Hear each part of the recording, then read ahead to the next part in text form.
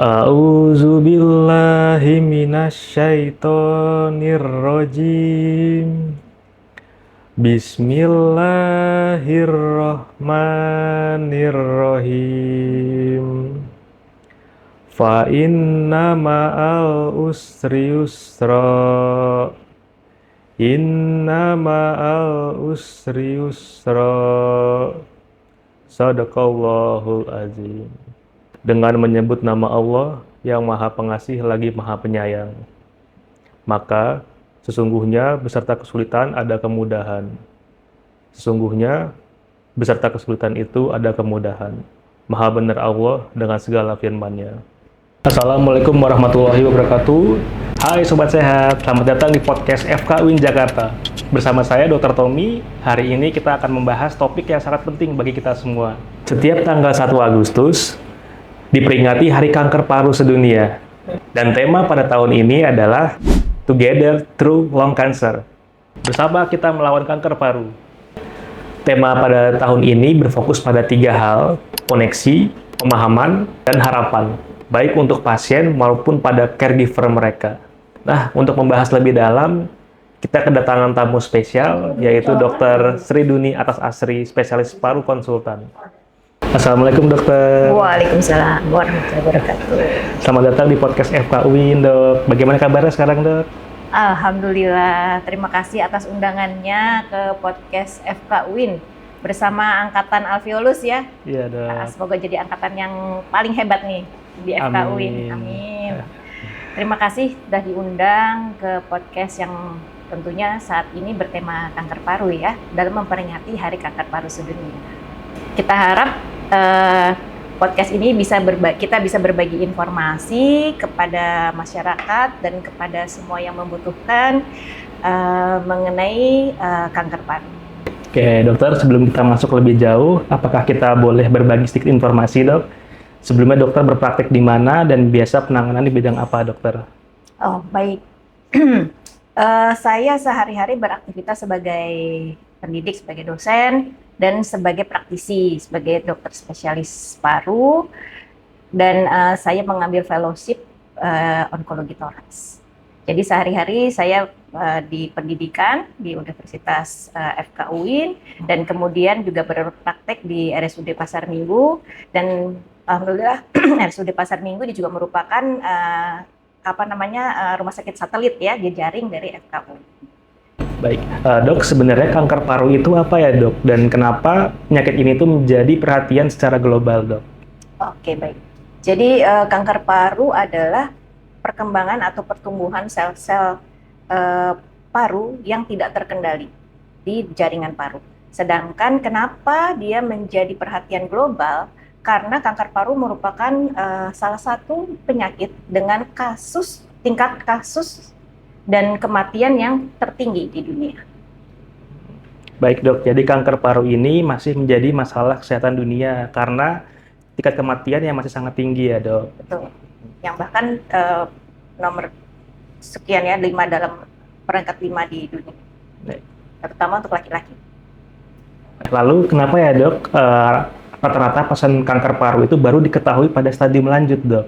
Ya, betul sekali. Nah, ini merupakan tantangan bagi kita ya. Karena kalau pada stadium awal, kanker paru itu tidak menimbulkan gejala. Sehingga biasanya pasien tidak paham bahwa sudah mulai ada sel-sel kanker yang berkembang di parunya. Jadi ketika ada gejala seperti batuk, nyeri dada, batuk darah, penurunan berat badan ya, nyeri itu ya, terutama yang membuat pasien datang ke dokter itu. Nah, ketika gejala-gejala itu timbul, biasanya stadiumnya sudah lanjut. Oke, baik dokter, berarti stadium awal itu keluhannya masih belum spesifik ya dokter? Iya, bahkan tidak ada keluhan. Oke, dan banyak orang yang baru memeriksakan ke dokter apabila keluhannya sudah berat dok? Betul, betul sekali. Apakah kanker paru ini hanya menyerang perokok saja dok? Dan apakah perokok elektrik seperti vape sama beresikonya dengan perokok kretek dok? Pertama, bahwa kanker paru ini tidak hanya menyerang orang yang merokok saja. Jadi orang yang tidak merokok pun ada risiko mengalami kanker paru. Sekitar mungkin 10 sampai dengan 30% ya, itu orang yang kanker paru itu tidak ada riwayat merokok. Tapi sebagian besar memang punya riwayat merokok.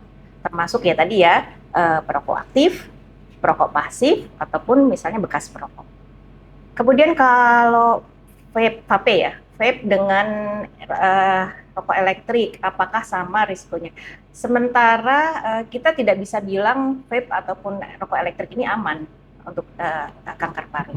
Tapi mungkin penelitiannya kan harus panjang ya, sekian tahun gitu. Nah, itu mungkin yang datanya masih belum cukup untuk kita katakan bahwa ini aman atau apakah ini memiliki risiko yang sama ataupun mungkin lebih tinggi daripada merokok biasa. Oke dok, jadi untuk rokok konvensional maupun rokok elektrik itu bukan sesuatu yang dapat kita rekomendasikan ya dok sebagai kebiasaan yang aman untuk paru dok. Betul. Apakah deteksi dini dan screening rutin kanker paru ini perlu dok? Dan seberapa penting dok untuk kita dok?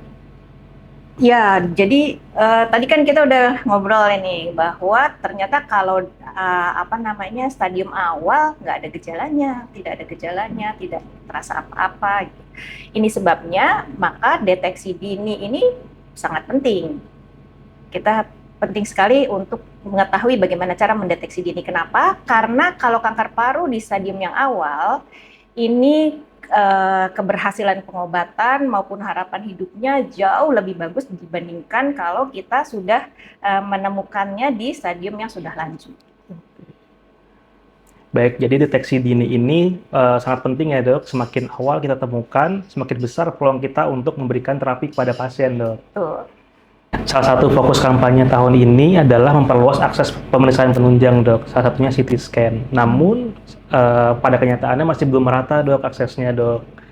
Nah bagaimana dok, apa yang dapat dilakukan oleh dokter-dokter yang berada di daerah terpencil tanpa akses CT scan dok? Ya baik. Jadi memang ini kita membutuhkan kolaborasi yang luas ya, mulai dari pemerintah untuk menyediakan fasilitas-fasilitas kesehatannya ya dengan CT scan, kemudian organisasi profesi, para dokter-dokter, fasilitas kesehatan, baik itu mungkin nggak hanya milik pemerintah saja, tetapi juga milik swasta, ya, kemudian masyarakat sendiri untuk memperluas akses pemeriksaan ini. Dan selain itu dibutuhkan edukasi buat pasien-pasien atau orang-orang yang memiliki risiko tinggi ini agar mereka bisa dirujuk lebih awal ke fasilitas kesehatan yang memiliki layanan screening ini ya, termasuk yang memiliki CT scan. Jadi tadi kita lihat banyak faktor pendukungnya, yaitu satu dari pemerintah, kemudian dari tenaga kesehatan sendiri, kemudian fasilitas kesehatannya, kemudian dari masyarakatnya juga. Oke, jadi perlunya kerjasama antara pemerintah, fasilitas kesehatan, komunitas dan masyarakat ya dok? Betul. Oke. Dok, tema tahun ini adalah Together Through Lung Cancer, terkait koneksi dan harapan dok. Tema ini berfokus pada pasien dan pendamping dok atau caregiver. Nah, kenapa dok aspek ini itu menjadi sorotan yang utama ya dok? Untuk para caregiver ataupun pendamping dok? Ya, baik. Terima kasih dok. Ini pertanyaan sangat bagus dan sangat penting, ini terutama bagi masyarakat ya. Karena pada dasarnya penyakit atau sakit kanker paru itu tidak hanya terkait dengan si penderita saja. Tidak hanya dengan para pejuang saja nih, pejuang kanker ya. Jadi tidak hanya penyakit fisik saja, tetapi juga menyangkut tekanan emosi, sosial, ekonomi ya. Jadi ini kita lihat ini sangat terkait dengan orang-orang di sekitarnya, termasuk keluarga-keluarga dekat, tenaga kesehatan yang berada di sekitarnya, dan juga masyarakat yang berada di sekitarnya. Dan ini terbukti, ini berdasarkan penelitian, ini terbukti bahwa dukungan dari lingkungan atau support dari lingkungan sekitar ini dapat meningkatkan kualitas hidup dan kepatuhan pengobatan bagi pejuang-pejuang kanker. Baik dokter, jadi pengobatan kanker paru ini tidak hanya berfokus pada penyakitnya ya dok, tapi kita juga harus memperhatikan kualitas hidup daripada pasien dan keluarganya dok. Kualitas hidupnya akan meningkat kalau ada dukungan ekonomi, dukungan sosial, dukungan emosi, ya. Selain layanan pengobatan ya tentunya. Ya, baik dokter. Lalu bagaimana ya dok caranya agar pasien itu tidak merasa sendirian ataupun merasa tidak ada yang peduli sama mereka dok? Ya, apa saja yang bisa kita lakukan, terutama pendamping ya, Ya. pendamping pejuang kanker ini. Satu, kita harus dengarkan mereka. Kita dengarkan mereka apa menjadi keluhannya. Kemudian libatkan mereka dalam pengambilan keputusan, karena ini menyangkut dirinya ya, jadi harus dilibatkan dalam pengambilan keputusan. Dan dampingi selama mereka menjalani pengobatan, dalam selama mereka berjuang ini harus didampingi.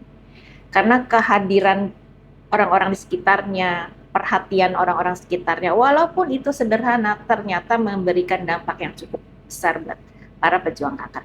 Oke dokter. Pada intinya kita juga harus hadir ya dok dan mau mendengarkan keluhan-keluhan daripada pasien kanker itu dok. Baik dok. Kalau untuk caregiver-nya sendiri dok, mereka juga pasti akan lelah secara emosional dok, bahkan secara fisik dok. Nah, apakah dokter ada tips dok agar caregiver ini tuh merasa bahwa beban mereka tidak terlalu berat dok? Ya, baik.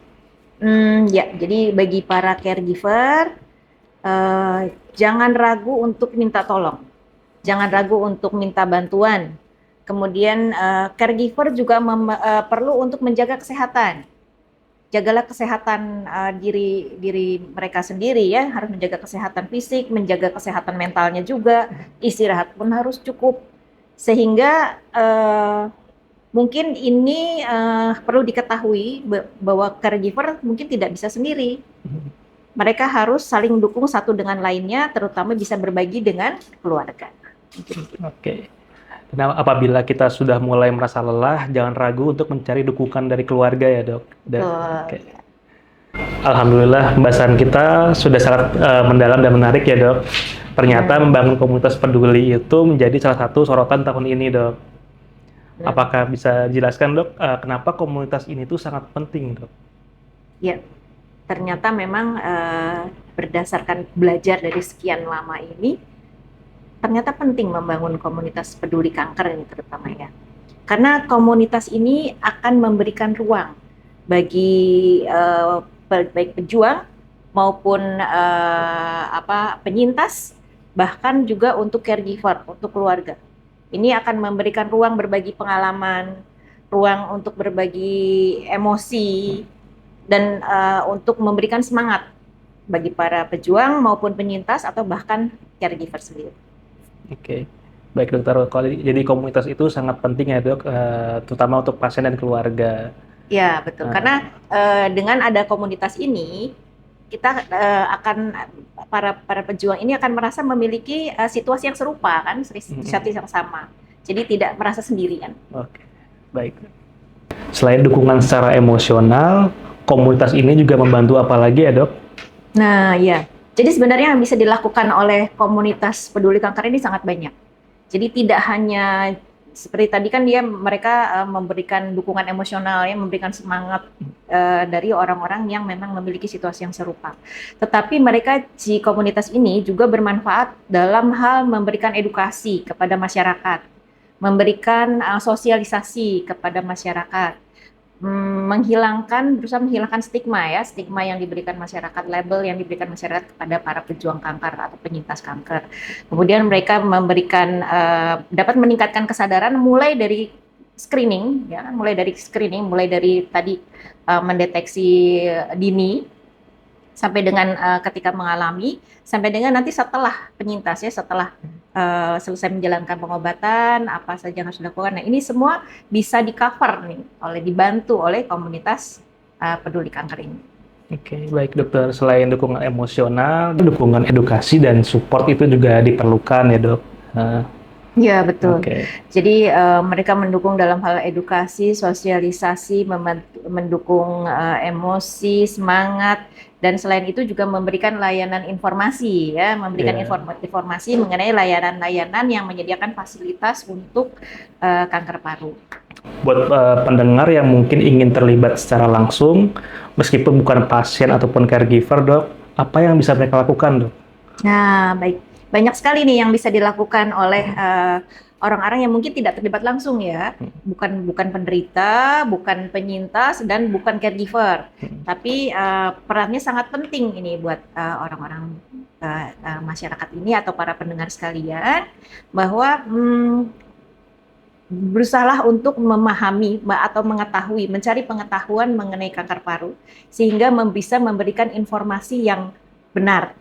Memberikan informasi yang benar kepada orang-orang di sekitarnya, kepada keluarga ataupun mungkin orang-orang di sekitarnya. Dan kemudian usahakanlah selalu untuk bagaimana kita caranya mencegah supaya tidak berusaha membuat agar lingkungan kita ini tidak meningkatkan terjadinya kanker paru. Contohnya tidak merokok.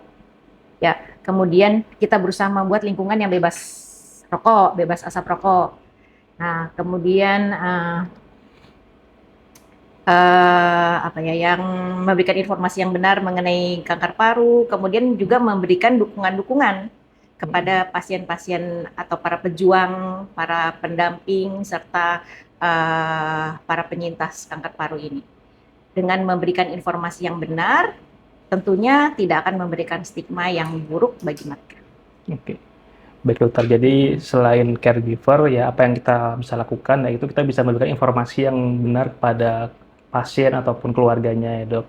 Serta kita juga harus bisa membangun lingkungan yang kondusif, yang bebas dari asap rokok ya dok, untuk mengurangi tingkat gejala daripada kanker paru dok. Iya. Pembahasan kita sudah sangat menarik ya dok. Alhamdulillah banyak sekali ilmu yang dapat kita dapat dan kita peroleh dari dokter dok.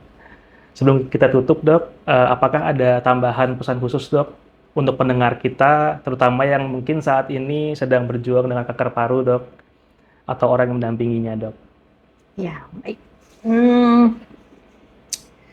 Mungkin saya ingin menyampaikan bahwa terdiagnosis kanker paru itu bukan berarti akhir dari segalanya. Bukan berarti kehilangan harapan.